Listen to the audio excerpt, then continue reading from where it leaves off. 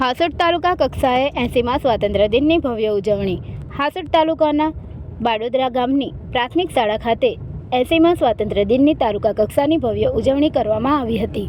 હાસોટ મામલતદાર શ્રી આર.એમ. મકવાણાના હસ્તે રાષ્ટ્રધ્વજ ફરકાવી ધ્વજવંદન કરવામાં આવ્યું હતું।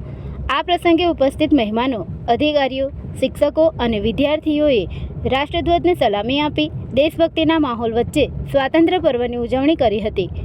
કાર્યક્રમ દરમિયાન શાળાના વિદ્યાર્થીઓ દ્વારા વિવિધ સાંસ્કૃતિક કાર્યક્રમો રજૂ કરવામાં આવ્યા હતા, જેને ઉપસ્થિત સૌએ વધાવી લીધા હતા।